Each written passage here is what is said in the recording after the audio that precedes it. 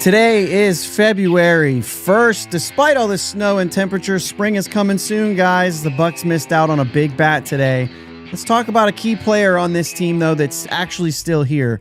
You're listening to the Bridge to Buctober podcast.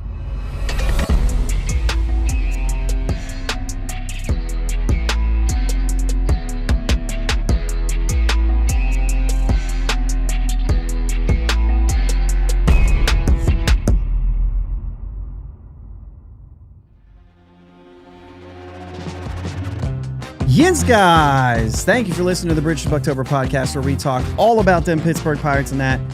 My name is Josh. His name is Jake. What's up, Jake? Hold on. I love that I get a cheers intro. It's so great. I mean, it's just perfect. Yeah. It's perfect. Oh man, it was freezing cold down here today. Oh, okay. It was morning. actually. I know. 20 degrees feels like 10. I said, what the heck? Mother Nature's drunk. It needs to get back north. I saw a video of somebody. Oh, hit that button twice. I saw a video of somebody in the South that was talking like something about the Northerners and the cold and the snow and all that stuff. And I was like, listen, all I'm saying is your weather's drunk. Come pick it up. Take it home. Doug's saying it the best. I don't want to call you a sissy, Jake. But yeah, no. I do play it up a little bit. You do. because I left it, right? I moved south to get away from it. So when it's here, I'd like to just complain a little bit. But really, in all honesty, like I'm still outside in shorts sometimes. Like I mean, when you were living up here, you were also one of the voices, the big voices of like, dude, it's just cold. Get over it. You were always one of the ones that was like, I don't care if it's snowing. I'll just still drive. Nothing's cold. Nothing's snow. It's all fine. So it wasn't necessarily it was the cold. It was this like I didn't care about snow. Like it just I lived in it. Therefore, it's gonna fall. Yeah, and I'm just gonna go do what I need to do. It just didn't deter me. But I also hated it at the same time. Like I never wanted to shovel it. So like all that stuff. No one wants to shovel it. I mean, I can remember being in high school and saying I wanted to move south. Yeah, I remember I remember it differently, but that's fine. It's time to say hi. Do a little roll call. Doug Smith's out in the chat. Polar Berry White, OG, Greg, Cheryl, Bucko, Mike, Martin. I think that's everybody who's said something in there now. What's up, guys? Let's have a good show today. We always appreciate you guys talking, and we're gonna want to know what your thoughts are because we have some things to talk about. First and foremost, there was a signing today that I think had all of our eyebrows up. Eugenio Suarez signs with the Cincinnati Reds for 1 year, and we'll break it down a little bit. We're also going to talk a little Oneil Cruz today and stuff like that. Jim Rosati says it's over. We're screwed. That's a big one. So let's without any hesitation, Jake, let's get into Suarez. We really don't want to spend the whole show on this just because. Listen. I'm upset about it too. There is a time where you have to move forward and you have to figure out where to go from here. So we're just going to do that without making it, and this is it right here. Like, I guess no better place to start, Jake. Greg says, Reds hopped us in the standings today. We're talking about a team who was already ahead of us. 83 wins last year, made the postseason, mostly because of the Mets, but made the postseason. And there were no real talks. Fan podcasts like ours, they were talking about Suarez to the Reds. No real, like, I didn't see any real coverage on it. And it mostly from Reds fans was like, what a disappointing offseason. They're not going to spend any money. They've lost their TV deal. Like, it was kind of bad. They did good in the bullpen. But other than that, they lost a couple players, and like people were starting to get excited about JJ Bleday. That's when you know things are going south. when you're getting excited about JJ Bleday. You know what I'm saying? The Reds haven't had a guy hit more than 25 home runs since Eugenio Suarez. This is huge for them, right? And it would have been huge for this team. And I think when you look at the two teams in the end, the Pirates have done a lot this offseason. They've probably, and I told you this before, they've probably moved themselves into like an 81 to 83 win pace. And we can have all kinds of discussions on who disagrees with me there. And that's fine. I'm just saying, like, when I make projections like that, I leave wiggle room to, like, yeah, if things go bad, it's 78. If things go really well, that could shoot up to 85. But I'm thinking like somewhere, and I haven't, we're not done yet. At least with the offseason in general, like whether or not Ben Sherrington's done yet, we'll talk about. But I kind of felt like somewhere in that 81 to 83 range.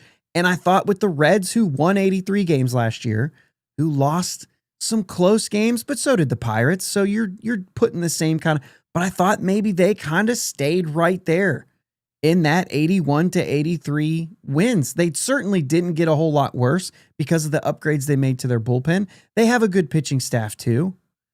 Yeah. And so like when I looked at this, I was like, if I would have known ahead of time that it was a 2-team race, I thought the Red Sox would have been further in than the Reds. Turns out the Red Sox were not competitive. But the fact that it's a 2-team race, it's essentially saying whoever gets this gets the edge. And the Pirates lost that edge. It's 1 year, as we go into it, Jake, it's 1 year, $15 million. With a mutual option for 27. Don't worry about the mutual option. If there's a season, then he takes the deal. If there's not a season, he takes the deal.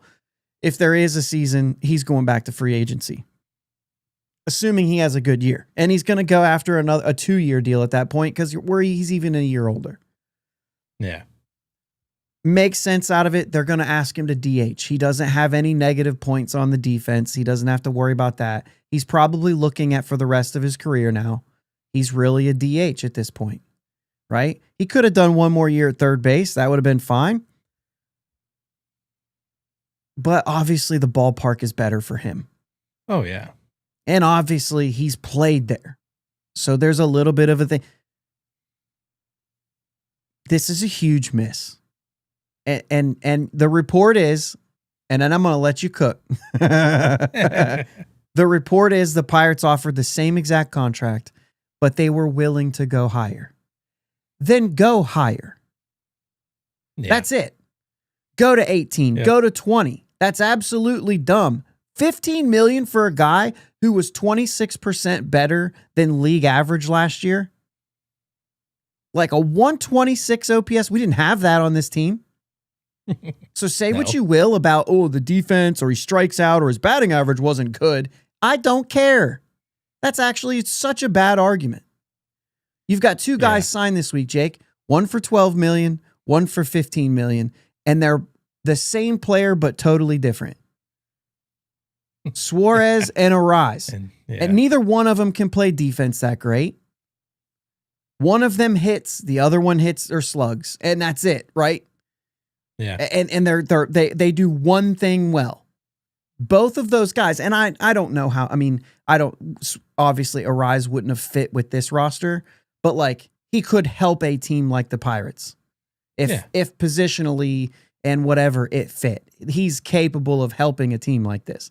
I'd much rather have a Mangum. I don't know if he's ever going to play or hit at the level of Arise, but at least he plays defense and runs bases. Yeah. You know what I mean? So like that, if you want a contact guy, I want him to do the other side of the ball too. The point is slug. And that's what we needed. And that's what Suarez offered. And the Pirates just missed this big time. You can't, $15 million's a bargain, which means you were less than aggressive. You were very passive on this. Well, if we can land him for 15, I guess we'll take him. Go ahead, Jake. Yeah. So I wanted Suarez, but I'm more upset. Not that we didn't get Suarez. I'm more upset that we just struck out. Like that's 0 for 3 on third baseman this offseason. We missed out on or I'm sorry, not third baseman, on slug, right? Because we missed out on Suarez now, we missed out on Okamoto, and we missed out on Schwarber. I mean, you can throw Murakami in there if you want. I just don't remember a lot of us being high in that conversation. Shout out Bucko Mike, who's in the chat. Him and I messaged a little bit today, and he reminded I'd forgotten the Murakami thing too, but he was considered a third baseman, and we were in on it. So yeah, it's a good call. Yeah, just swing and misses everywhere from the front office on the big slug, on the big bat that we really needed. The only O'Hearn, that's a good ad. I'm definitely not upset about the ad, but that wasn't the slug we were looking for. We wanted that big slug bat. But I love the addition of O'Hearn. Right. Don't get me wrong. No, I get that. Don't let me sell that short. Yep. But he's not a 35 to 40 homer guy. He's just not. He's going to get you 20 to 25 on good years. But yeah, it's the swing and miss from the GM to get a deal done. And it's losing to the Reds. It is that interdivision. If you're trying to get somebody and so is somebody else in your division, and this is the year to overpay somebody, I'm overpaying. I'm just doing it. I'm going to that next thing. What gets it done? I don't care if you're willing. If you're willing, then throw it out there. Yeah, just offer the money. Don't tell me you were willing to do it. Do it. Like, just show it. Mm-hmm. I don't need an excuse. I need you to get something done. But yeah, I'm more mad about that than missing out on Suarez. You can recover from missing out on Suarez. In this, where we're at in the off season, it's you're not going to replace the slug. No, but you can still make the team better. You can still do something to improve the team without the slug, without Suarez. So just to put this out there, Jake, with the O'Hearn thing, because you're right, home runs. But when we talk slug, there's more to it than that, right? So Eugenio Suarez, 462 slug in the last 3 years combined, 445 for O'Hearn. And O'Hearn's been trending much better, and Suarez, well, last year, certainly the slug was super high.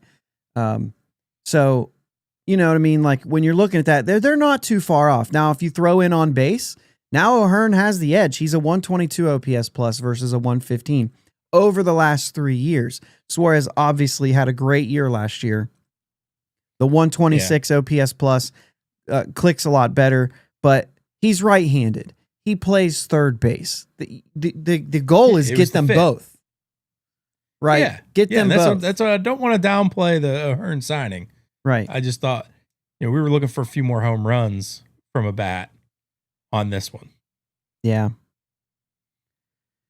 Yeah. The old instant offense. Martin says that he thinks they were ahead of the Reds. And I understand that. I mean, I live around a lot of Reds fans, and I've had some conversations today. As a matter of fact, had a conversation with a guy this morning where I was like, hey, we hadn't talked in a few weeks, so it was like, Suarez is still out there, and I know he wanted him for the Reds. And I said, I haven't heard anything about the Reds actually being interested. And he's like, no, I think it's just a pipe dream, and I don't think they're going to get him. And he's like, I don't even know if they'll go after him. But basically, he was still really optimistic going into the year. The one thing you have to remember, that a lot like the Pirates, if you get internal improvements and you get some guys like, I said nobody's hit more than 25 home runs since Suarez. That includes Ellie, who's a guy who you think could hit 30. Yeah. You know what I mean? McLean was down last year, and I think a lot of people realize that McLean is a good ball player who's still really was kind of coming back from that injury. He could be a lot better. Sal Stewart's in the league now, and this dude looks like a legit hitter. And he'll be playing first base now, right? With Suarez at DH. We all know the Key Brian Hayes situation. Maybe something gets moved for there. And that's hilarious. Jim Rosati said, maybe we can trade for Key Brian Hayes and send them a Sammy Stafura type. Just run this thing back, Jim. That's hilarious. But yeah, I mean, whether or not they were ahead or behind, the thing is that the Pirates had a lot more ground to cover. Yeah. So when you think like the Pirates did a lot more, you're right. They've had a way better offseason than the Reds have. The Reds, it's been like, other than the additions they made to the bullpen, which was a huge problem for them last year, huge problem. Other than that, they've only gotten worse. And so when you look at that, and Reds fans have been super disappointed because they've basically come out and said they weren't going to spend this kind of money. You know what I mean? And then this kind of money, $15 million. Yeah, but they weren't going to add anything, right? Yeah. So it was kind of like, no, if anything, we're going to go. I mean, they lost their whole TV deal. Yeah. So there's a lot of uncertainty there. And so that, they have reason to. Well, isn't MLB going to pick that up? That would be Seattle. That would be what could happen. FanDuel is also, so FanDuel, right? FanDuel worked with Diamond Sports. So if somebody else wants to buy FanDuel, then they can come back into a deal. It's Diamond Sports is the problem. I saw MLB released that they are the Seattle regional network now, right? I mean, MLB wants to take them all over, and obviously that's the best case scenario for fans of our market size, because the more central you get broadcast revenue, the closer you are to getting broadcast revenue everywhere, evenly split, like it is in every other sport, right? And so, and I'm not even going down any other path. That's just better shared revenue, right? Yeah. So either way, I think that's what it's going to end up being, but I think it's still in limbo unless they finalize something, and then that's why they did this. I don't know, but this isn't a lot. Like, this is a bargain. I don't think that Suarez is unreal. Like, I don't think that I think he slides your team about 2 to 3 wins. And I think that he makes some guys around him better. He's going to hit for power. He's not going to hit for average, but the slug is going to make up for that. You have to have pieces in a lineup that fill different roles. And so you've done well to do that. I still think Okamoto was my pick for that reason. Yeah. But he wasn't available anymore. And Suarez was. Right. And I just think if you're willing to go more, then my goodness, go more. Yeah. And if literally it could have been anybody outside our division. Yeah, if the Red Sox were in play. If it was between us and the Red Sox won, and you say I was willing to go, I'm like, okay, well, you just must not have wanted him that bad or whatever. But like, when it's in a division, if it's between me and the Reds, like I'm doing what I can to get you to come here, because I don't want to play again. Like, I don't want you on the other side. Yeah. Man. I'm doing whatever I can to not let you get better, let them get better, at the same time as I'd be making my team better. Obviously, everything comes down to fit. We saw Pass and tweet this week that the best fit for Suarez was Pittsburgh. Well, that's just his opinion. Right. But like, those are the types of things that you see. You also had some of the Pirates beat writers. I think Alex Stump was quoted saying, never say never, but never. Like, he wasn't optimistic about this. And so it wasn't something that I was like, dang it, I thought we had this thing in the bag. I didn't. But I was preparing myself to hold this team accountable, that if they didn't get it done, shame on you. Yeah. Regardless of whether I thought it was going to happen or not. It doesn't matter. You needed to get this done, and you didn't. So that's how I'm going to take my stance, right? Yeah. So if I'm picking, and I know that we're going to have questions about where do you pivot now. Well, just to touch on this, because I said fit. Martin says Astros might trade Christian Walker, but he can only play first or DH, which means it's a non-starter. We don't need those positions. We're already talking about moving Horwitz off of first onto second every once in a while, just because we've already oversaturated that. Like, we don't need it, right? And I'm still, like, listen to last week's show. I'm still on signing Kutch. He's going to take some of those at-bats at the DH spot too. I don't need Christian Walker. He's not a good trade piece. Right. If you can't play third base right now, or left field, I'll take a left fielder. If you can't play third base, although I think left field might be even short-sighted, right? Because I do like Justinson Garcia. I do think that he could make an impact on this team late this season, early next, whatever, however that works. I think there's at this point, if I'm adding a position player that's going to play a position, it's going to be the left side of the right side of the infield. If it's a 1-year deal, I'll take a left fielder, which looks like what we're looking at. But we absolutely need a third baseman. Yeah, I mean, you either need somebody who is a third baseman or somebody that can play short for a few weeks and then move to third. Bucko Mike, you can just stop saying Ozuna. Kutch over Ozuna 10 times out of 10. It's not even a conversation for me. Not even close. I'm not even going there. It's absolutely not even worth talking about. It's literally not worth talking about. If they do that, that's another fail. Yeah. That would be the most Mets signing ever. Horrible signing that would be. Yeah. Anyway, I'm out on it. And I'm going to base that off of just to throw it out there. Like I'm basing that off of strictly Andrew McCutchen. That's how I'm basing it. You can base it on whatever you want, but Kutch is there. Just go get Kutch. Get Kutch even if you get Suarez. This is absolutely stupid. But now that Suarez is gone, why haven't we announced Kutch yet? Refresh your Twitter right now. Did they announce it yet? Because if not, that's also a failure. Okay. I told you we weren't going to do that today. So, all right. Yeah, I mean, Doug says in the Great American Bandbox, the Great American Small Park, Suarez should show well. It makes sense, the decision he made. Yeah. I'm not mad at him. It's the money's the same. You go to a familiar place that you can hit more home runs in. It makes complete sense. Yeah. So, anyway, now that I've said, like, you sign Suarez, that's the move you make. That's my opinion of the move you make. They failed. That's it. They failed. Yeah. So now, when you say, where do you pivot? I'm not pivoting. I would have signed Suarez. I would have gave him $20 million. So now the only thing I can talk about is what do the Pirates do? Because I already know I'm signing Suarez. I'm giving him $20 million. I think the Pirates really like Jared Triolo, and I think that 1 year, $15 million proves that. Yeah, and I think we're going to see a full season of Triolo, unless it's not going as well as they hoped.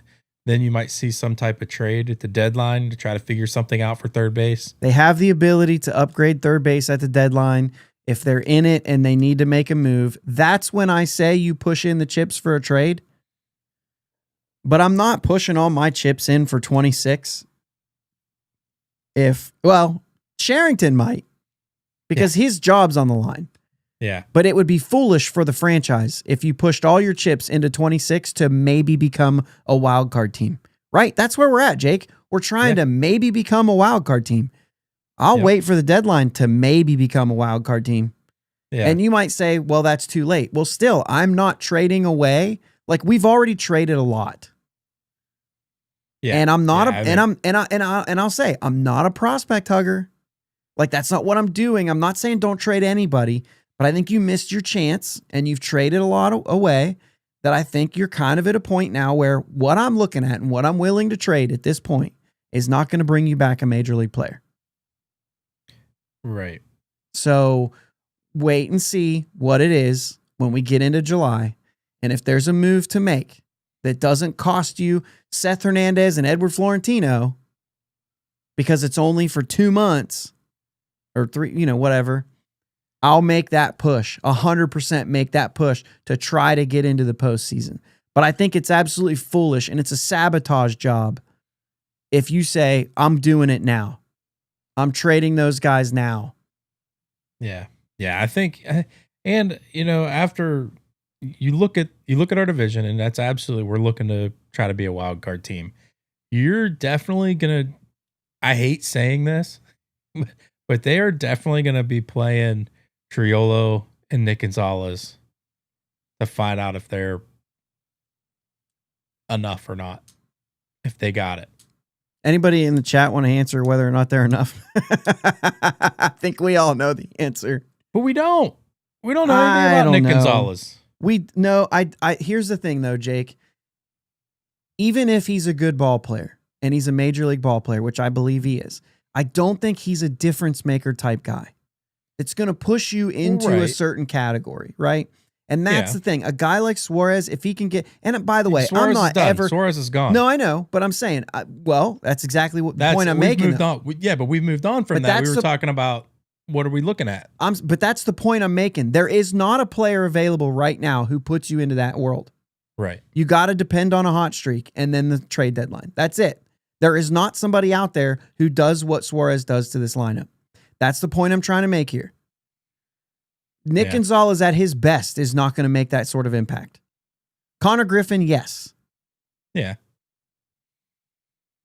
But not Nick Gonzalez. So I'm just saying. But I think I just feel like if we get Griffin breaking camp as our shortstop, you're going to see Gonzalez and Triolo get a lot of third base playing time. And Martin brings up, to your point here, Martin brings up Justinson Garcia too. If they make the team, they provide power. Yeah, I don't think Garcia makes the team. Yeah, but if he does, that means he's doing well, right? And he's not a platoon player. That means Mangum's your fourth. Yeah. And you're running out there with Garcia in left field. And if you do that, then yes, you've got some power. Yeah. I think he's going to have to do a lot to make the team out of spring. Just because they're not going to want to share at-bats between him and Mangum. They're gonna want one of them getting the bulk of the at-bats and the other one playing in AAA every day. At his best, though, Jake, do you see Mangum as a starter, or do you see him as a really good fourth outfielder who plays all three positions?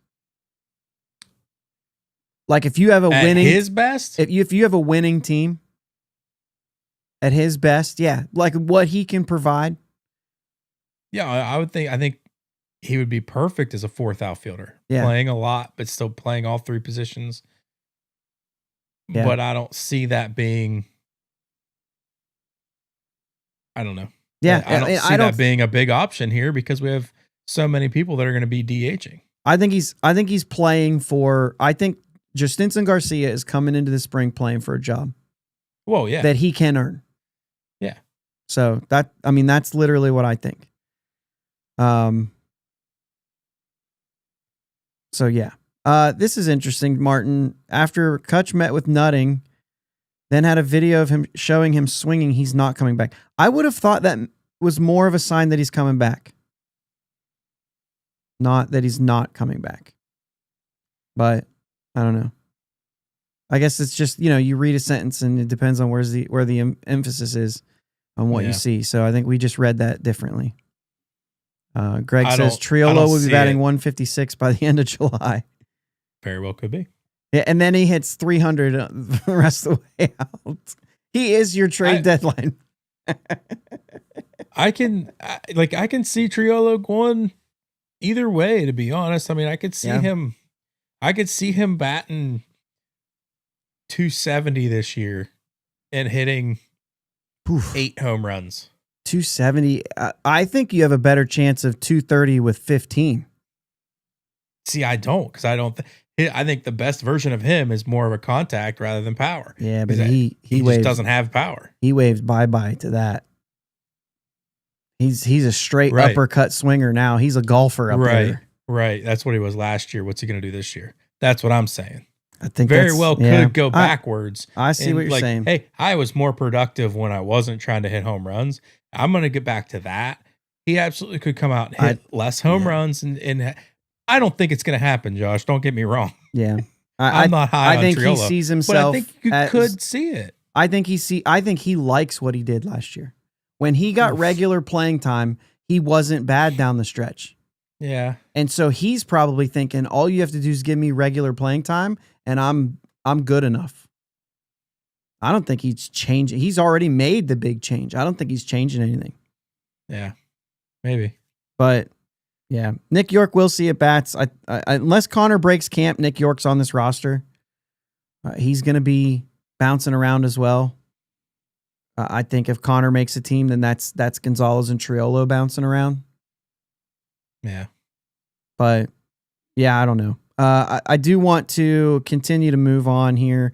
All I'm saying is I don't. So Doug says he's fine with Trillo at third. He's not the only one, guys. There are guys out here who love the glove and just want to see, because every time he has gotten regular at bats, it's been better than what we've seen for the full picture. So I don't believe it, but I think that there is a chance that the Pirates want to take. Yeah. Again, I'm really stressing that the Pirates want to take. Don Kelly speaks highly of him, and maybe that's just because he's still on the team. That there's no reason for him to not speak highly of him, but I'm, taking this as at face value here. Cheryl asked if I think there's a chance Connor skips AAA. If he makes the team out of opening day, yeah. And I think he's getting a chance to do that. So yeah. If he doesn't, then he goes to AAA. Yeah. Bucko Mike says Cruz would have to get hurt for Garcia to start in the Berg. Once again, if he tears up, I mean, it's still not a guarantee. Right. You know what I mean? So but I think there's a path for him. I think he's good. I think he's going to be good. Yeah. I like that move. Yeah. Just maybe not paired with the Burrows move. I don't know. But I mean, I like both returns. You had to do it. I hate the fact that you went from the best rotation in the division to not the best rotation in the division is what they've done. Yeah. And if you sign Quintana or Anderson, you're still not the best rotation in the division anymore. You have the best pitchers, like the best top end. But you could say Skeens is better than Hunter Green, but Hunter Green's better than everybody else we have. Right. And now you're picking at some of those guys like Singer and Keller are even. So now you got to depend on Bubba Chandler to be what some of the, I don't know. It's interesting. Mm-hmm. It's interesting. Smack says, is Jack Brannigan ready? I would ask somebody else, because I'm still confused on why he was even added to the 40-man. I don't see it. I don't think he's not only ready for the major leagues, I don't think he's ready for AAA. And I hope I'm wrong, but his defensive versatility and the fact that he was Rule 5 eligible is probably what got him added. If there are injuries and you need somebody to play third base, I mean, maybe you just bring him up. Yeah. Because he's already on the 40-man. I really don't know. I have no idea. I'll tell you what I do have an idea of. Are you ready for this? Mm-hmm. I'm going to do about halfway here. That's it. MLB Network has Cruz as the number 10 center fielder in MLB right now. I don't quite understand the full list here. They had Wyatt Langford on the list. He's a left fielder, unless they're going to do something different there that I didn't know about. Cedar Rafaela was not on this list, and he is the best center fielder in baseball right now, defensively, for sure. So, he's got to be on that list. You can't throw out a for sure. Jeez. Who? I mean, he's arguably the best. Who? I mean, Jackson Merrill's pretty dang good. Not defensively to Cedar Rafaela. He's always making plays out there, dude. Yeah. I can't. And what about the guy in Oakland? He stinks everywhere else, but I mean, defensively, the dude is good. Anyway, I think it's Cedar Rafaela. There you go. I don't think it's close. He's very, very good. But apparently he's playing second base this year because the Red Sox are also drunk. I don't know why when you have the best, arguably the best guy in a certain position, you have to move guys around. Because he can. The other guys can't. The other thing is they have Jarren Duran and Roman Anthony on their top 10 left fielders. Yeah. So you don't even know who's playing center. Right. You don't have a center fielder. That's worse than, yeah. You got to put somebody out there. All right. Anyway, obviously they're projecting. Oneil Cruz, 21 through 23, had a 449 slugging. 24, he had a 449 slugging. 25, it dropped to 378. They look at the last 3 years, the Shredder does.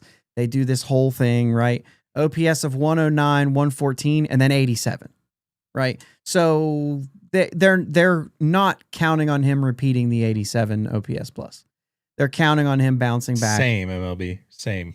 Yeah. The defense was bad, obviously. So are you buying into him cracking the top 10 list right now? Or do you feel like he needs to earn this a little bit more? And let's just talk offensively for now. Yeah, offensively, I think he deserves to be number 10. I'm fine with that if you're just talking offense, because what he did last year likely won't repeat itself. You better find some wood to knock on. I hope everybody heard it. Oh, yeah. So you look at his StatCast stuff, right? And you just assume that it's got to be better. The offense, he hits the ball so hard.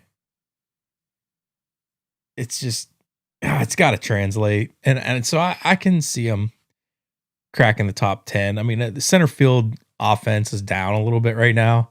You have your dudes, and then it drops off pretty quick. I saw some guys left off of that list that I was like, yeah, I think you got a case. But I mean, when you look at the whole game, Friedl, yeah. you know what? Let's talk about it. TJ Friedel's number 9 in Cincinnati. So here we are. Yeah. Where are we at there? I think TJ Friedl is playing his best right now. Yeah. And Cruz is not. So I think that's you could make that argument too, that it could be better. So now that we've talked offense, and I think for me, I'd like to see him earn it. I would just like to see him earn it before I put him on the list. Specifically defensively. I mean, he did drop on the list. He was on the list a year ago? Yeah. He was like number 6 or something. Okay, so he dropped to 10. All right, I'll give you that. I didn't know that. Okay, so let's talk defense, Jake. It's come out this week that Cruz is working with Kevin Kiermaier. So awesome. So if you don't know, he's a platinum glove winner. He is a multi-year gold glove winner. And he was considered the best defensive center fielder pretty much his whole career while he was playing. Pretty much, yeah. I think at least by Kevin Kiermaier, he certainly was.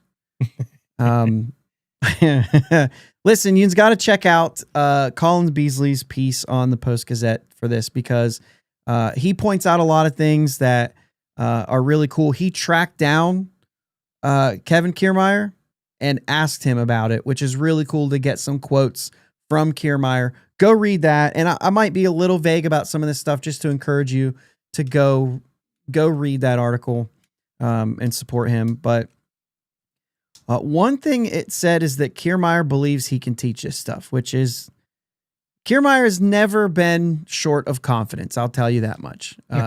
As a player, it's one thing that kind of rubbed me the wrong way. I do like confidence. I don't like arrogance. He certainly can back it up, but I don't think that kind of absolves you from being arrogant. I think you can still be arrogant. But he is certainly a fantastic outfielder. I guess the things that rub me the wrong way is like he would get mad at Arozarena if he would catch a ball that he could have got to. Yeah. He would just be like, "What are you doing? Yeah. I catch everything." But anyway, no, but he obviously was fantastic, and he's got some quotes out there, and he put some tweets out saying, "I can teach this stuff. I think what was his quote in his tweet? I can revolutionize the defensive position." Like I said, he's not short of confidence. Yeah. But he's all about the mindset, right? It's everything, but yes, with Cruz especially, it seems like there's a big push to that. But he reached out to someone with the Pirates, and like I said, I'll let you go read it to see who he reached out to, because it's kind of funny in and of itself anytime you see it. But he reached out to somebody and said that Cruz would be perfect to work with. You know what I mean? Yeah. And it's somebody who's not with the team anymore, so it's there. But anyway, he posted the video on social media saying he wanted to work with players. He wanted to make himself available to teams to work with players.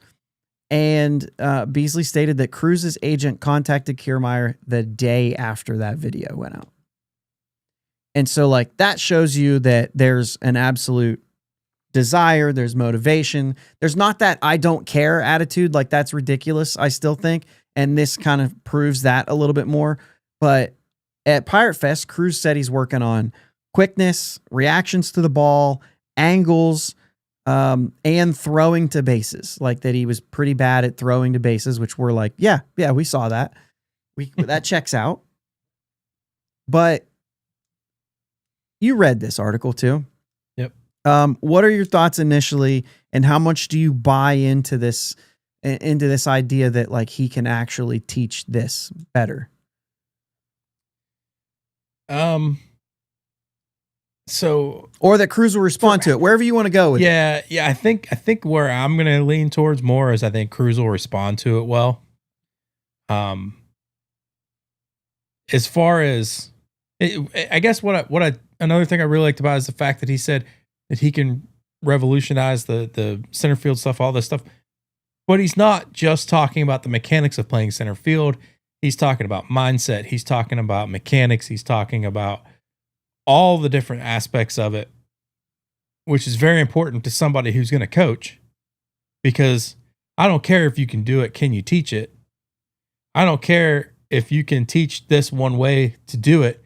Can you teach this person how they need to do it to get it done? And somebody who's going from, I love that I saw, he said, throwing to bases. The arm angle's different. I got to change my, okay. That's great. You're identifying what this player needs, specific player, not a cookie cutter mold. Like there's a lot of coaches out there. You're going to need to do this. You're going to need to do this and this and this and this and this only.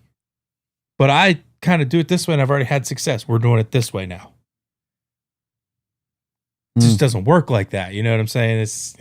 So I like a lot of the stuff that Kiermaier was saying, and I, like you said, want people to go read it. So I'm not going to say like too many details, but I like how he was able to throw out specific things to Cruz that related to Cruz, not just center fielders. But yeah, I mean, if he can teach it, if he can coach it to the level that he played it, oh my gosh, then this could be really, really good. Yeah, I think a lot of the things that I really like about it are the things that they're teaching that we feel like Cruz struggles with. Cruz has the ability, hands down. If you don't think so, you're watching a different game. The ability's there. The speed's there. The whole thing. He's so tall. All of it is there physically. It is just, it is a matter of, when they say angles, when they say getting reads, those are not physical things, right? Those are things that... send me a message, Miles. I'll talk to you. Those are things that that you can teach. Those are things that you can understand. You're in center field. Listen, okay, so shortcut to this. I played center field. That was my position. I couldn't hit, but I was a great center fielder. I'll just go ahead and say it. I don't care. You can check the receipts on this podcast. I had a coach on here one time who talked about how bad of a hitter I was, but also talked about the fact that I could handle myself in center field, okay? You're in center field. You can see the pitches. You can see which way they're breaking. You can see which way the batter's hitting it. You can see if he's behind or in front of it. Everything moves away from you. There's predictable things that you can see in center field that can tell you where that ball's going. I had confidence when I played too. I used to tell people, if I could pause the world Zach Morris style, that might date me a little bit. If I could pause the world Zach Morris style, off the bat, the ball could be hit, and I could run to a spot, hit unpause, and I'd be within 10 feet of where the ball was going to land. Like I believed I knew within 10 feet of where the ball was going to land. I couldn't pause the world, so I never got to actually validate that. But the point is like you can get reads in center field. I remember playing left field one time. I was nervous as crap because I didn't know if the pitch was inside or outside or, you know, if he was ahead of it or behind it. I had no idea, right? Yeah. And so I always thought because I learned to play center field, that center field was easier for me. You know what I mean? But then I learned that everything just goes to the line. You didn't have to worry about whether he was ahead or behind and whether it was going to slice or fade or I guess that's the same thing, but whatever it is, you know what I'm saying? So like, but you can read pitches out there and you can have a spot that you can go to and know where it's at. And once you start doing that a little bit, you know, if you have a chance to dive for it. So, you know, if you can be aggressive, you know, if I am aggressive to this, is there going to be somebody backing me up? Because then I have to be extra sure of it. Right. Mm-hmm. And so there's a lot of things like that that are absolutely teachable. Yeah. There are some instincts too that we've already seen him have, which are closing in on a fly ball. That's different. That's either you got it or you don't. When you're going after a fly ball and you get this idea of like, I can catch it, do you have that extra little step to close in on it? He obviously has that kind of speed. Yeah. Yeah. And he's shown that he has that kind of speed. Good center fielders go to a ball in the gap and they sort of glide to it. And we've seen him do that, even though he hasn't been a good center fielder yet. We've seen him glide to some balls. Yeah. That didn't look like they were hard catches, but they were harder than they looked. That's a good center fielder. Yeah. He's shown all of that. He just hasn't been able to, the plays where he misses it and doesn't run after it. The plays where like really picking anything up off the ground has been very difficult for him. Throwing to certain bases, throwing to the wrong base, throwing behind runners. Those things have been bad. Those things can be taught. And I think that getting that ability to learn those things from somebody who really understands that. You're not as good as Kevin Kiermaier without having that. Yeah. And then having the ability on top of it. Like that's why he was special out there. You know what I mean? Because he had all of that. And, not a lot of guys do. And I don't think very many guys in the Pirates coaching staff do because it hasn't been taught. It hasn't been taught to any of our outfielders, Jake. Our outfield defense as a whole. Like, let's just bring Kiermaier in. Yeah. Can we just put you on a staff, actually? Well, the problem is he wants to work with everyone. He does, yeah. And he should. And he wants to make this different. Staff. He was on the coaching staff in Toronto last year. He was like an assistant outfield coach or something like that. Yeah. Miles, I know Miles, we've talked about this before that you were a center fielder as well. So I know that we've had this conversation before. And he says the same sort of thing. Like when I was only a center fielder in my head, it's easy once you learn it. And that's the way you feel when you figure it out. It's certainly not easy. If you take a left or a right fielder and you put him in center, it's not easy. But when you get that aspect of it, it makes up for maybe something you don't have physically, or you know what I'm saying? Like if you can get that, now he's got all the physical tools. Yeah. If Kiermaier can unlock that side of it, the baseball IQ side of it, and the biggest one that I think you get a lot of, comments about Cruz is the focus. They talked about the fact that focus is one of the things. Challenging yourself on every play to be ready for the ball to be hit to you every single pitch. Yeah. That's huge. And, I am not in the belief that Oneil Cruz has ever been one to not want it. Yeah. I just don't think that exists very often in Major League Baseball. Anthony Rendon comes to mind. Maybe Tim Anderson. Ooh, go ahead. Throw that out there. I'm not going to. You throw it out there. Blake Snell's not going to be ready for opening day because he pitched too many innings in the postseason. Okay, we'll leave it there, but I'm just saying that you called him out on that. Yeah. But like for me, it's Rendon. It's the guys who say like, I don't really know if I even like baseball. I'm just good at it. So it's a job. You know what I mean? Like those kind of guys. I don't get that at all from Oneil Cruz. Now, I see plays that he takes off. Yeah. Right? And that's a problem. That doesn't mean he doesn't care. It just means he takes plays off and he shouldn't do that. Yeah. But anyway, this is big. He's reaching out. He's the one doing this. He wants to be a very good center fielder. I will throw this out there as well. Martin says we should be able to see a difference in spring training in Cruz's defense. Careful. Bradenton's still Bradenton. Oh, that's a good point too. So yeah, we should see better reads. Point.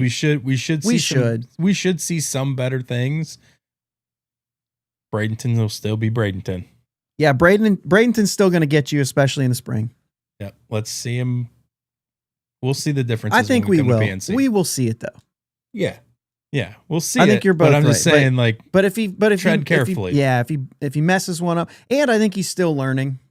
But I think we're going to see the biggest thing we want to see is that focus and stuff like that. And also, well, I guess I'll hold that for a second because it's going there. I'm optimistic. I was about the offense, and I think this completes things. And I'm going to tell you right now, like, we've been bullish on Cruz for a long time, you and I. Like, we've been rooting for this player, and we think he's absolutely a key here. And Greg, this is the thing that you're concerned about, right? When the team goes on a little losing streak, Oneil will get poo-poo face and give up like last year. I didn't see it that way. I know what you're saying, and I know how you can see it that way. I really do. Like, I'm not even blaming you for seeing it that way. It's just not what I saw. I saw a guy that was struggling, and that's the way he struggles. Yeah. And some guys are quiet about it. Some guys throw things. He's just not a guy who throws things. And that's okay. People deal with things different ways. But he certainly was upset. You don't act like that if you're not mad at people. Like, you know what I'm saying? Or at your team and yourself and the results and all that stuff. Specifically himself. Because he started off on fire. Yeah. And then, for whatever reason, we're not going we don't talk about personal things either, but there could be personal things. You know what I'm saying? Like, but yes, that's the thing. Taking control. This is a big one. Bucko Mike says, Cruz taking control in center field is what you're looking for. And I like what you said earlier, Bucko Mike, because I was a center fielder. You catch 80% of everything. If the center fielder calls off the catcher should move. That's my favorite one. Like, you have control. You're calling every fly ball if you can get to it, and everybody has to move out of your way. But anyway.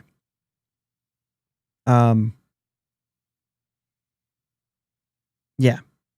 I'm there. I'm there. I think this is a really big thing. Yeah. I know this can be taught. And it's up to Cruz now. We're going to see. We're going to see how much he's able to get there. Yeah. And if he can get to league average and make some play, he's already making plays. Yeah. We just need less mistakes. Just clean it up. Clean it up. If he can clean it up, I think that he doesn't take as much of that defense to his offense, and then his offense gets better. You remember Pedro Alvarez was one of our key players in 2013, one of the most important players on this team, and he was fine at third. Not great, by all means. He was fine. But he led the league in home runs, and he had an RBI in every postseason game in 2013. He was a dude on that team. Yep. And then the yips came, and then he stopped hitting. And they tried moving him, and they did all this stuff. And it was, once the defense left, the bat started to suffer. And that happens with so many players. Yeah. So let's get that defense back and hope that it's there. We also won't see him fully at spring training this year, Jake, because he's announced that he's going to be playing with the Dominican Republic in the WBC. You and I are going to be in Houston for 3 out of 4 games in that first series. Yeah. Pretty excited going down to the WBC in Houston for the first round. No Cruz. The Dominican won't be there, but Paul Skeens will be there, and we'll get to see him pitch for USA one game. I'm sure of it. We'll see him pitch one game. You know what I mean? So we're real excited to go down to Houston. We'll do a show while we're there too. So that'll be really exciting. So if he gets to 0, Bucko Mike says back to Cruz, then look out. So anyway, Bucks have 5 players going to the WBC. Let me know if you're a WBC fan. Looks like there, Andrew. What's up? Andrew will be at the WBC with us as well. Love that little flex. You can't see the flex arm very well on my text graphic. Anyway, it's gonna be fun. But 5 players for the Pirates participating in the WBC this year: Oneil Cruz, Dennis Santana, Gregory Soto for the Dominican Republic, Paul Skeens for USA. And I need the blood sport. Okay, USA. That's what I need. From now till the WBC, I need to get that sound clip. Let me know if you know blood sport out there. Antoine Kelly will be pitching for the Kingdom of the Netherlands. He's from Aruba. I didn't realize, but it's like next to Curacao, right above Venezuela. He pitched for them at 19 in 2023. So Love the Andrew Ferguson. Now we can see the flex. I love it. Perfect. There you go. Solve the problem. Are you seeing this stuff about the insurance? I looked over the notes beforehand. That's the first I saw it. There's a lot of players that are not getting insured. They're being denied trips to the 60-man, any kind of surgery in the last like couple years. They're basically just denying it. The insurance basically, Miles says, Bloodsport, that's the quote I know. Anyway, what it is it's an insurance policy that basically says if you get hurt while you're at the WBC, your salaries will be paid back to the team that owes you money, right? And it's, I think, for position players, the time you missed. No, for position players, it's like the 2 year, well, up to, yeah, for the time you missed, but up to 2 years. And for pitchers, I think it's up to 4 years. Jeez. Yeah, because I mean, you might miss more if you have TJ or something. Might be missing most of 2 years, right? If there's a setback, then it's still kind of covered there, whatever. But yeah, OG says Puerto Rico is considering withdrawing from the tournament. They're losing, I have it in my notes here, they're losing up to like 10 players because of this. Jeez. 10 players they could be losing. Francisco Lindor is one of them. Even though he played like 150 some games last year, he had some kind of surgery on something that was bugging him. So he was denied because that's like an automatic. They're just doing it, right? Carlos Correa, Jose Barrios, Victor Caratini, like those guys are all off of Puerto Rico. And they say they have a smaller pool. So like if they can't backfill, they might have to completely withdraw. And Jake, they're hosting. Yeah. They're hosting the first round. So that stinks. Ohtani's not going to pitch for a lot of the same reasons. He's DH only this year. Miguel Rojas denied insurance because they won't insure anyone over 37 years old. And he's 37. So, for a guy like Clayton Kershaw, who's over 37, like he's not on a team. So there's nothing to insure. You can play without being insured, Jake. Yeah. But it's not very smart for your team to just allow that to happen. I think Miguel Cabrera was quoted in the article I read saying he was in his last year and he was a part-time player anyway, and he's a Hall of Famer. So the Tigers were like, sure, whatever, go. Yeah. You know what I mean? So like you kind of let those things go. But yeah, Justin Lawrence was denied for the Pirates. He was denied because of his injury. And he pitched for Team Panama before. And he's not going to either. So, but yeah, so Andrew actually says not Pirates related, but the insurance, Shohei not pitching. Yeah, he is DHing, so he is able to hit. So that's not a problem. But OG says he chose not to pitch, but insurance, yeah, it would have been the thing, right? But he did choose not to pitch. I mean, you got to think like, Blake Snell says, I can't pitch at the beginning of the season. We've been in the World Series the last 2 years. I don't want to overdo it. So, yeah. Yeah. So anyway, yeah, I don't know. I'm excited about it. I've not previously been huge with the WBC, but as I told you last time in 2023, like it's getting more and more exciting the more it goes along. I don't know how you fix it. You can't really fix it. I hate that it's during spring training. But this is a better option than Olympics right in the middle of the season. Yeah. That guys can miss spring training and do this. And it's the thing about it, you're missing spring training, but the way everything's done now, you can be ready to go by then. I don't think that's an issue. I think the only thing you're missing out by missing out on spring training is you're missing that team, being with your team, building that chemistry, which is big.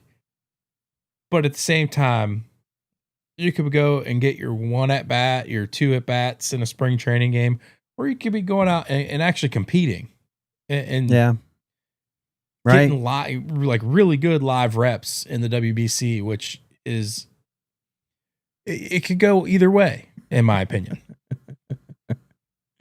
OG says, how will the Dodgers survive the season without Miguel Rojas if he gets hurt? Yep. I think they'd figure it out. Yeah. And OG says Team USA is really stacked. Dude, I mean, I'm pumped too because of the team that we got going. For the US, it is really stacked. It's going to be a fun team to watch. They finally got the pitching that I feel like they've been missing for a long time. Obviously, Japan's always good, and I think Yamamoto's not pitching this year. I think Roki has decided not to. There was another guy. I think he's not pitching because and it wasn't even, he didn't even go for it. He was like, I'm on a new team now. And I think there was somebody else that I thought that was in the same camp. They were just like, I'm on a new team. I'm not going to do it. Well, that's what Cody Bellinger said. Not new team, but he said he owes it to the Steinbrenners. He said the WBC is not for me this year. That's fine. Yeah, no, I mean, I'm not saying it's he's another not good, guy but in yeah. that. Yeah. Yeah. But I thought there was somebody else. I thought there was somebody else who just signed with a new team who said, because it was Bichette. It was Bichette. Okay. He just said, I'm not going for it. I'm committed to being in camp with the Mets now. And I think that's probably looms even larger now that Lindor is not playing in it. Yeah. So that's probably good for them because we know team chemistry and roster building is something they're not good at. So maybe that's good for the Mets. Yeah. So, but yeah, I mean, it's pretty crazy. There will be some teams missing because of that. And I think it's because of, well, it's being credited to be because of Edwin Diaz and Jose Altuve, who are high-priced players having some of that insurance having to be cashed out on because of injuries. Yeah. And so it's just becoming more expensive now. And maybe even the high-profile players that are going into it now that are making big money. So yeah. I think so. This will be my second WBC. I was in there in the inaugural 2006. Yeah. I was out in Arizona with playing ball, and we got tickets one night. The whole team went to the game. Yeah, I think it'll be fun. Man. I think it was not popular yet then. That stadium wasn't even half full. Yeah, imagine. I can't even remember who we played the game we went. It was, I want to say it was Mexico maybe. Like I honestly I cannot remember. No, that's the game to go to right now. Yeah. You know, that's gonna be the big one, I guess. It's gonna be nuts. So yeah, I'm excited. I think it's gonna be a lot of fun. And then from there I go straight to spring training and not watch any of these 5 players in spring training. No, I need to see any of these guys. So I won't get to see Cruz in spring training in person. So I won't be able, unless they're not. Or Skeens, but I think that's more reasonable. I mean, we're going to 4 games, so you'd think I'd get to see him, but I'll get to see Skeens though. Yeah. You know what I mean? But like Cruz, we just talked about Cruz for half an hour. And, you know, the fact that I'm not going to get to see him doing his thing at spring training is meh. And like I said, they're going to the next round with that team. Yeah. That team's stacked. Yeah. Which is another thing to talk about. He went to the Home Run Derby last year and he saw the All-Stars and talked to all the All-Stars. And he's even saying like, now, like being around that, I want that. Yeah. Like he talked about it. It gave him extra motivation to say like, I have to be better because I have to do that. Yeah. And then now he's going to go down here. What's this WBC roster look like? That I thought, man, I had a tab up with this too. I got it. Outfield, Juan Soto, Julio Rodriguez, Fernando Tatis, Johan Rojas is a fantastic defensive center fielder.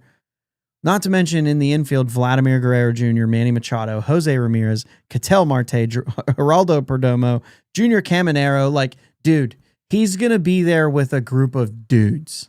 Yeah. Is that too much use of dude? No. Okay. Dudes. Appropriate amount of dudes. Yeah, I think being around those kind of guys. Yeah. Is going to be big. I always think of Fernando Tatis because he was a shortstop that went to the outfielder and became really good. So I always think about him and saying like, how did you do it? Tatis is certainly not going to say anything other than put in the work. Yeah. You don't get like that without it. So I think that's big for Cruz too. So this was an Oneil Cruz episode, even though you thought it was going to be a Suarez episode. It was a lot of Suarez too. The Pirates really missed out on a big bat today. They really did. And that's, I mean, the Schwarber stuff was the Schwarber stuff. I think they made a competitive go at that. I know there are some people dogging it, but they were a year less, so the AAV was the best of any of the other offers, I believe. So, like, I think they made a legit go at that and fell short. Okamoto sounds like they were in it and they made a legit push for that. I don't think they did the same here. $15 million. The Reds got a bargain that it should have been closer to 20. I mean, I think most people thought it was going to be closer to 22 to 25. It's unbelievable what happened to his market. And I guess it goes to show, just I guess to close this out, Jake, it goes to show right now that the upper echelon of players is pushing these contracts. They're pushing these AAVs really high because of the ability to say, I want that guy. Literally, it's that next level is a huge difference in where these teams are valuing these players. And, I just don't know how we can go there. And I believe Greg says, chat, let him know, like, what's the pivot since Suarez is gone? And what I'm saying here today is there shouldn't be one. And I don't think there is one available. I think you missed out on the last good piece. I've even said I'd be okay with a platoon of Triolo and Moncada. $4 million for Moncada.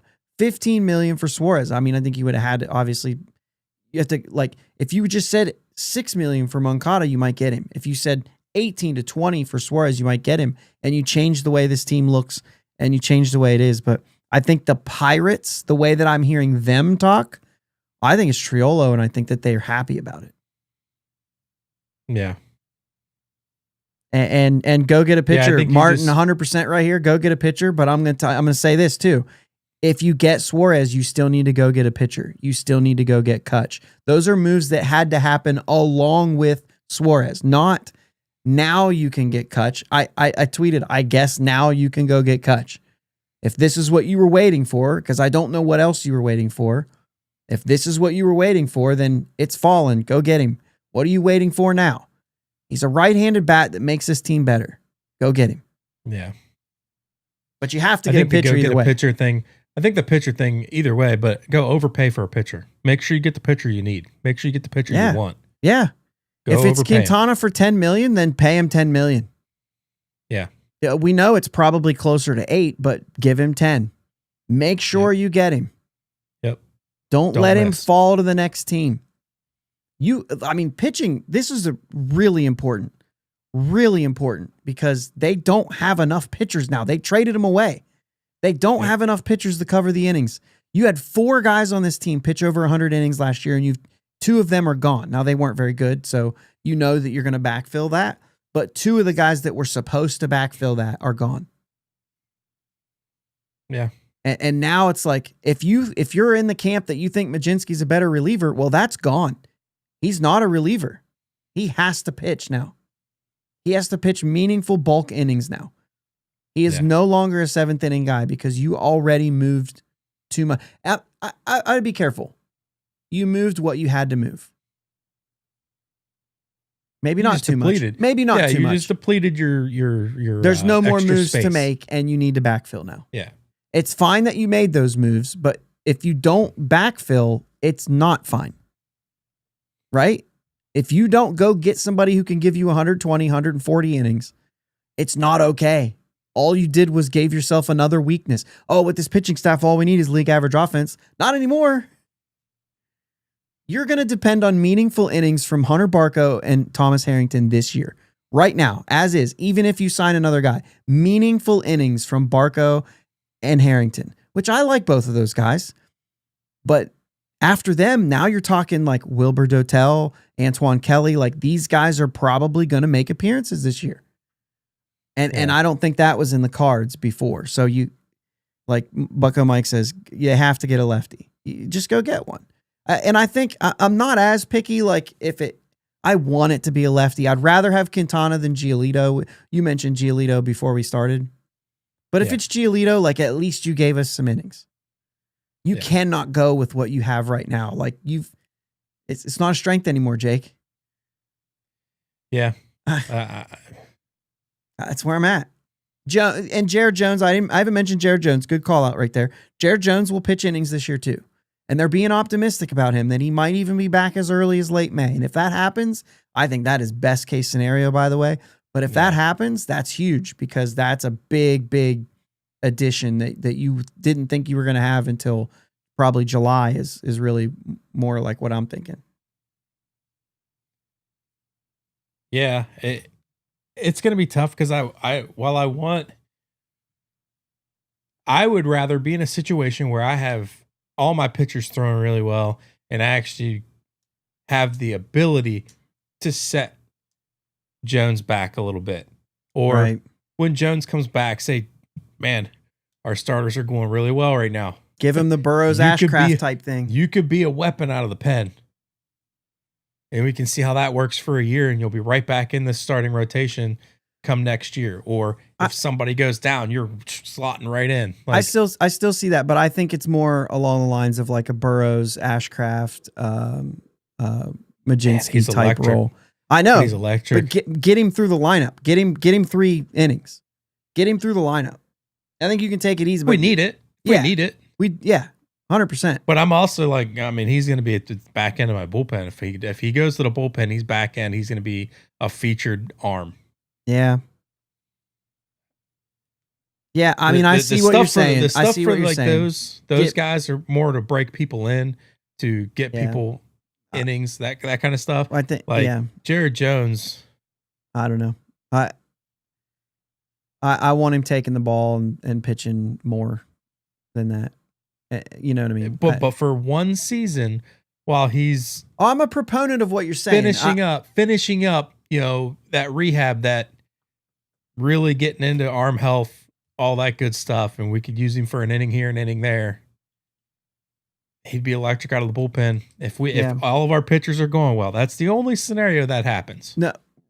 Yeah, but the way I'm looking at it, Jake, is I'd rather have him for 70, 80... 70, 80, I'm going to stop there, 70, 80 innings than have him for 40. That's fair. You know what I mean? I want Jared Jones. You can double his innings if you let him throw. If you put him in those spots where he's either starting or he's the long man outside. But you're also doubling his innings on a year where he's coming off Tommy John surgery. So, well, you're doubling them from a reliever. If we have everything going well, I'd rather just, hey, this year we're going to get you back in games, but we're going to take it easy. Next year, you're starter again. Yeah, I think because that 1 year deal that we signed with Quintana's over. Okay, but again, Chandler, Ashcraft. I was just expressing my opinion. Yeah, Chandler, Ashcraft. You don't want them going very far either, so this helps that as well. You actually, if you just put him in the back end of the bullpen, then Chandler's not available for the postseason if you happen to make it. Oh yeah, it would be. I'm just saying. Yeah, I'm just saying. That's where I'm going. He's not Blake Snell. He's a starting pitcher. Jared Jones is a starting pitcher. 100%. He's best for this team that way. I think that's how you use him. Okay. But yeah, so we'll see. We'll see what they decide to do. Yeah.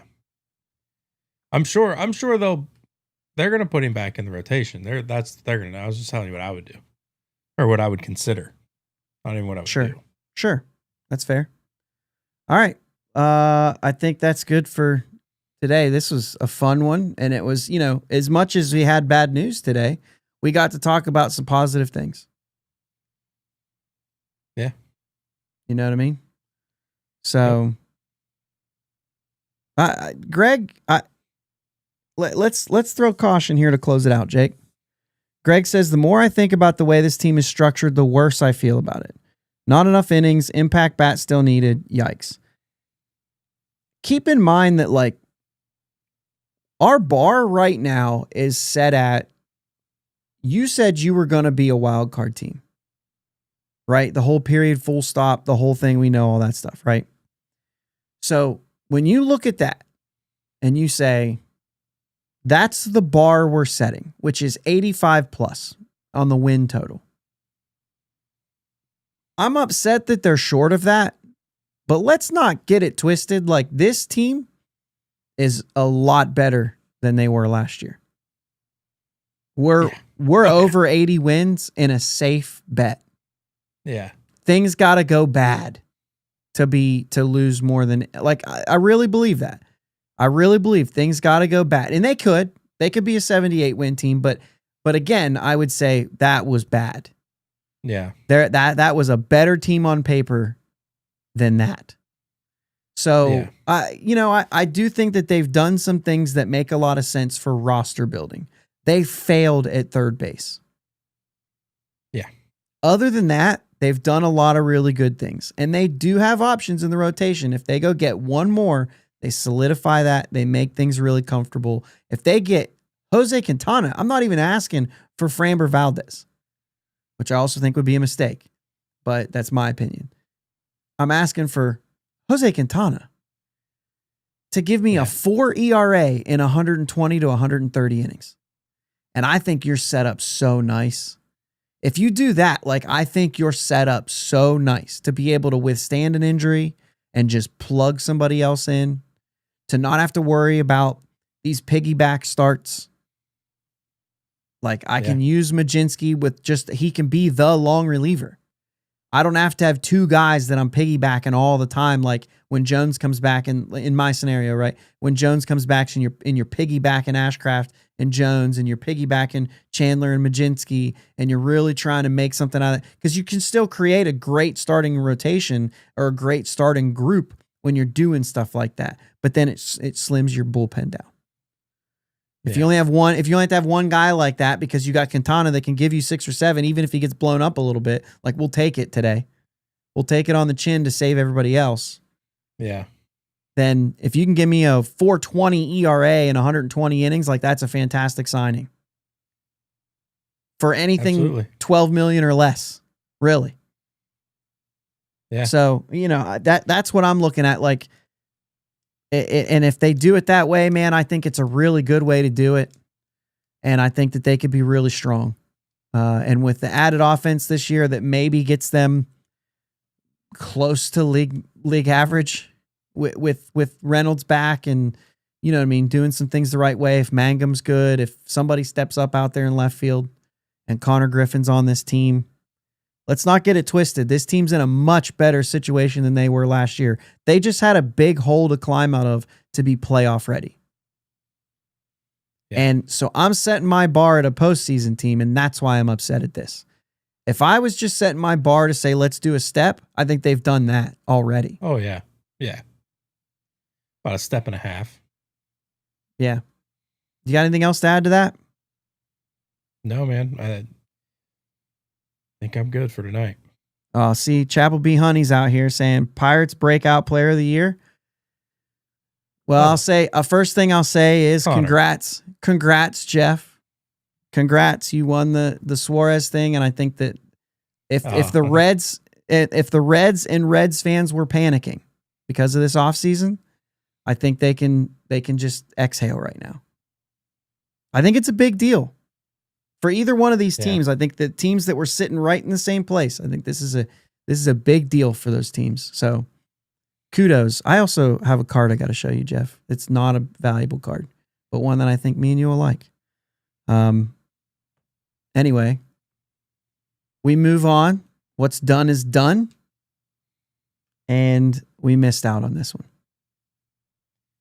But breakout player of the year, why not? You said Connor. I'm going to say, we just talked about Oneil Cruz, so I feel like par for the course for this episode, Oneil Cruz. I think we'll have a few. Yeah? Yeah. I mean, think we could potentially have 3. If the Pirates really offered $15 million to Suarez, it better be Jared Triolo. Or else he should have offered 20. What a bargain. All right, we need to get the heck out of here, Jake. Nothing else? No. Let's go, Bucks. Let's go, Pirates! Thanks for listening to my dad and Uncle Jake on the Bridge to Buctober podcast. Follow them on Twitter, Facebook, and Instagram at Bridge2Buctober. Don't forget to subscribe so you know when new episodes are released. Clear the deck, cannonball coming, and let's go Bucks!